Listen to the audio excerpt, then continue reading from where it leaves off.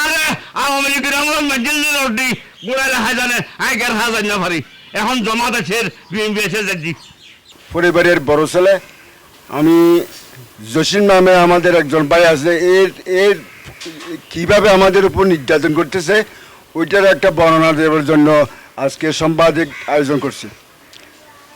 আমরা গরিব পরিবারের ছেলে, কিন্তু তার জন্য আমরা বড় কিছু করতে পারি না।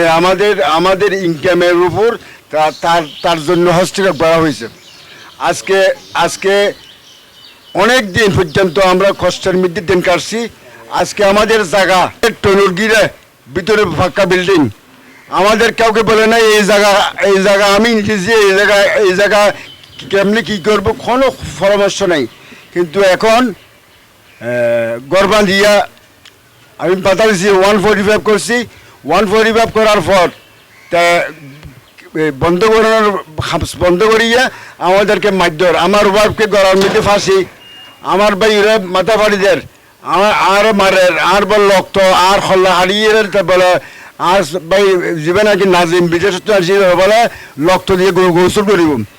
এটা রাত হয় তার হাঁটি যায় আর হুয়ার হই অবাদি জসিমের বউ দিদি পুলিশ আই বাড়িত এখন আর দিন ওই আই গোটা নবজের মালিক হুয়াই হই দাঁড়া ফরার হয় তুই জসিমের বউ না লোকে বিয়ে করো তোমার নয়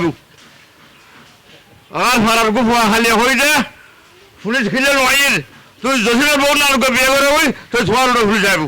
স্ত্রীকে সবাইকে মারধর করার জন্য লাগাই দিছে। আমার বাসুর জসিমে, আমার বাসুর প্রথম ঘটনা হয়েছে আমার বড় জালকে স্টাফে সাইন নিছে, ওইখান থেকে ঘটনা শত্রু আমাদের সমাজের সামনে এই ব্যবসাটা দিয়ে আমার সমাজ পুরো সমাজ সাক্ষী যাও। এই তো আমার পাশে আমার চাচা বলে আছে আব্দুল শুকুর, ওনার সামনে ওনারা বলছে বই বেচারে দিই বই বেচ কি হয় না এইগুলো আমার দায়িত্বের নাই। আজকে এই বউ তার বহুত দাবি নিয়ে আমাদের উপর নির্যাতন করতেছে।